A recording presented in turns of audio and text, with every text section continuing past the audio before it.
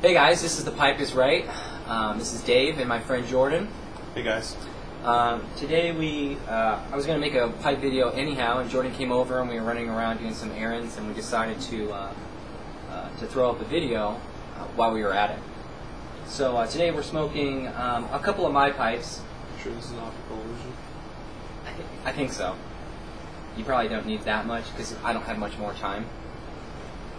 Anywho, so today we're smoking a couple of my pipes. Jordan left his at home. We're smoking some Frogmorton today. Basically, we just have a kind of a topic of discussion to go with. The topic being today, the old school mindset of pipes and the new school mindset of pipes. The major dichotomy that I wish to kind of indulge in and think about today is how pipe smoking kind of went from something very individualistic and kind of like quasi-macho and I don't know if I want to go so far as to say arrogant, but certainly there was a level of pride in lighting and packing and what type of tobacco I smoke and that kind of thing, to one in the new school where I think we're dealing with something a little bit more, a little bit different, because it's rising from the ashes of that, rising from a worldwide kind of popularity, especially in the U.S. and the U.K. and similar places like that, kind of rising out of that, and one going more towards, I don't know everything about pipe smoking, humility, that kind of thing, and kind of just how that works and how did that happen, and we'll have some questions at the end. So I'm going to pack my pipe. So basically, one thing I wanted to talk about is what have been your personal experiences with the old school thought? Did that weigh on you when you first started smoking a pipe, or? Yeah, I think it did. I think, as I didn't start smoking until way later. I mean, I only been smoking for 3 years now, I think. Yeah. Started smoking, almost 3 years. Justin and I finally got you to do it after it was after you were married. Yeah, so, no, I think it was actually like on my bachelor party. Like the first time I ever smoked with you guys. Oh, but you smoked cigars. You didn't smoke pipes. Yes, I did. Did you? Yeah, we sat by the fire and I smoked. Oh, yeah. And then we sat out front at my house, and but that was the first time. But watching you guys, I definitely had this idea that pipe smoking was something that wasn't accessible to me, that, and I didn't have any reasons not to smoke. I just didn't think that I could do it. I didn't think that it was something that, I had kind of, even though I'm pretty young, had grown up thinking that smoking a pipe was going to be this really hard thing, and how do you get the tobacco in there, and you have to puff on it just right, and then even hearing from some guys that if you have to light more than once, you're really not doing a good job. It's not going to be a good smoke. All these different things, and then kind of this idea that you have to be a master. You can't just pick it up and kind of fiddle your way through it.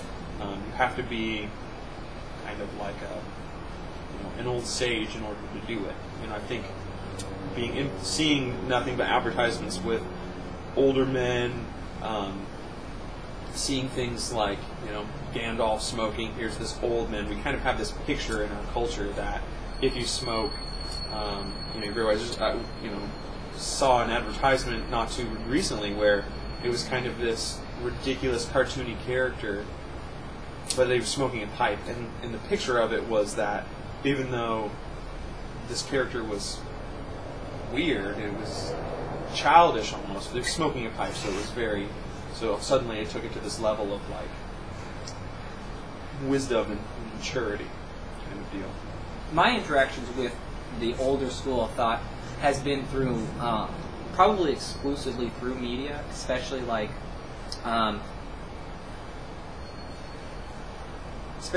old magazine ads. When I go to antique places, for example, I see a lot of old tins of pipe tobacco, and they're very like, real men smoke, Paladin, or real men, this or that. When your man comes home, have a pipe ready for it. That's right, like that kind of, and then, which I imagine to the female YouTube presenters is kind of possibly off-putting. That your wife should wait up at home for you to give you a pipe, and this is what you should put in it. It's kind of very 1950s Americana. Yeah, definitely, and there's that sense, and I think a big part of that was that real men and smart men. Like I've literally seen old ads that are like, "Smart men smoke," blah blah blah blah, right? Or if you're working hard out in the garage, you should be smoking that kind of stuff. Literally. Yeah, there's like the old, you see it. Like it didn't used to be men smoking cigarettes. There was a lot of stuff. I mean, cigarettes were obviously very popular, but in that, kind of think of like Mad Men-esque, 1950s Americana. You see men. There's even a character in Mad Men that smokes a pipe in the office, and he's the progressive. He's young, but he's the progressive kind of like smart. I think he's a writer. He ends up being in charge of like the television department of the it's an advertising agency that the show's based around, and that is kind of his character, is that he's smart, he's wise, he knows what's going on, he's also the premier pipe smoker. Yeah, I mean, kind of. He's always walking around looking very like, look at me. Yeah, so that's kind of my interactions with the old school of thought, and I think one thing for me that kind of stands out is that I don't want to, like I said in the beginning of the video, I don't want to go so far as it was a position of arrogance, but there was a certain level of like personal pride and manliness at stake if you didn't know how to do it or didn't know how to do it right. Right, and I think for us, we weren't alive then. Right. So we grew up seeing these things. We grew up seeing these relics of old advertising. Men, only people that I ever saw smoking pipes were old men walking around smoking a pipe. Not that being an old man and smoking a pipe is bad, obviously. No, because I thoroughly plan on doing it. Yep. But that it wasn't something that a young guy person should do. Yeah. It wasn't, which I think, talking about sooner or later is the kind of the newer idea of pipe smoking. It has kind of come up recently. But, yeah, it just didn't seem accessible to me. It seemed like it was something that was very far off, and that, it was almost like this club that you could only get into if someone would, like, show you the mystic ways of smoking a pipe. So here are my thoughts on the new school. I think what's characteristic of the new school is that there isn't the right way. There is no right way to do it. There aren't any experts. And the thing is, though, is that I don't see that that's coming strictly from a perspective of age anymore.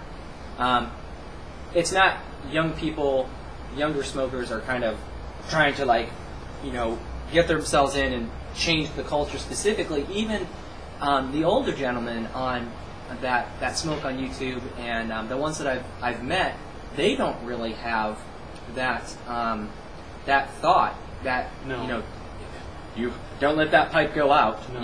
You better not have to light that 3 or 4 times. Yeah. I even remember. I mean, even the pipe store that we went to, that we used to go to all the time. When we went and bought my first pipe, I mean, that guy was old as the hills, and I mean, he was very much welcoming and giving me tips and which maybe it was just a misunderstanding of pipe smoking in general on our part. What I think is maybe advertising itself is what produced that mentality that smart men do this and wise men do that, and I don't. Maybe that's just a caricature of what that culture was at the time. Yeah. And now that media, what's interesting about tobacco as an industry is that media doesn't really have a say over where it goes anymore, because you can't advertise for tobacco in pretty much any way.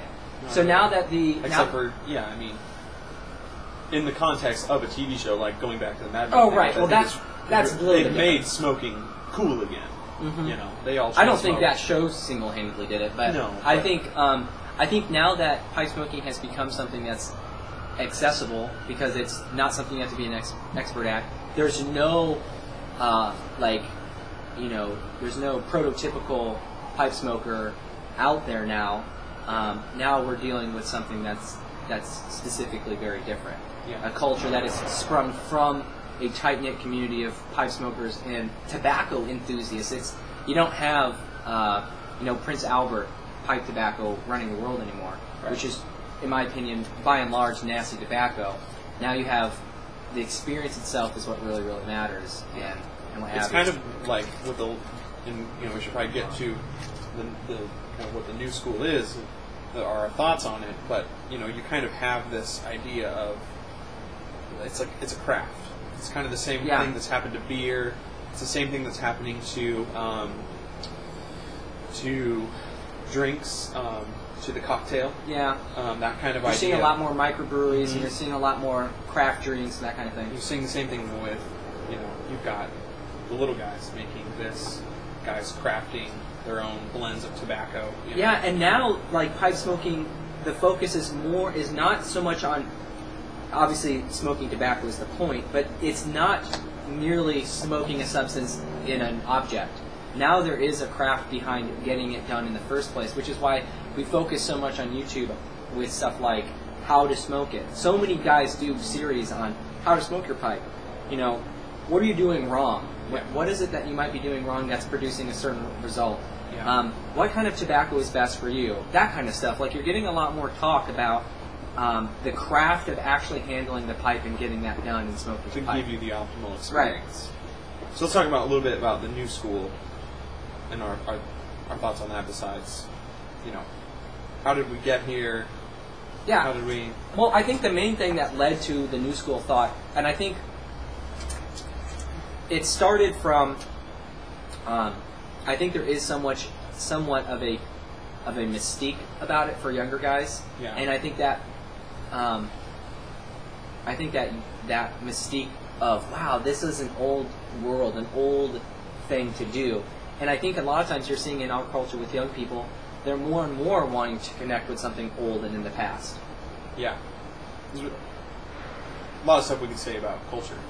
Yeah, I on mean, that point. Yeah. Yeah, I think there's something with us. We don't have any roots to anchor ourselves into. We don't have a common experience that a lot of older generations have. And so, Unless that itself is a character that we're not understanding.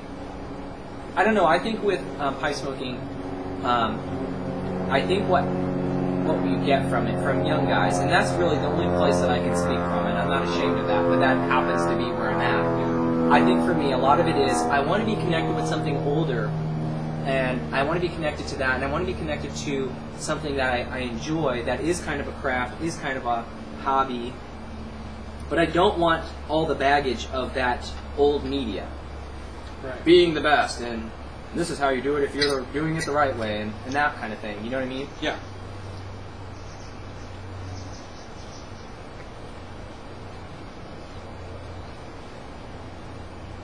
So I think we'd be really curious to see what you guys think, to see, are we way off here?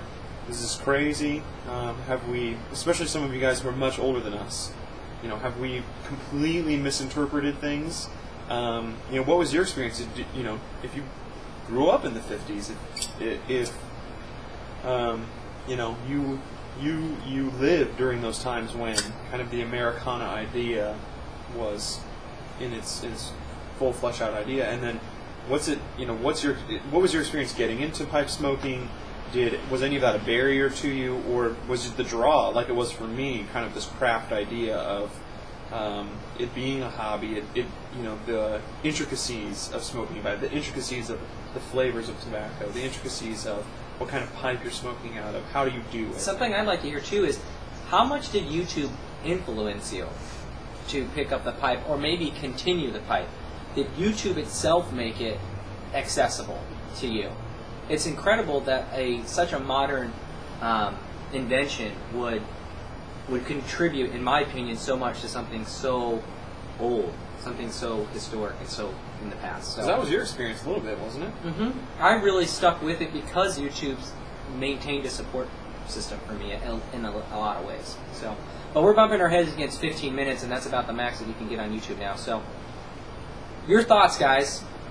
Please give us, give us an idea of what you think. Have a great rest of your day.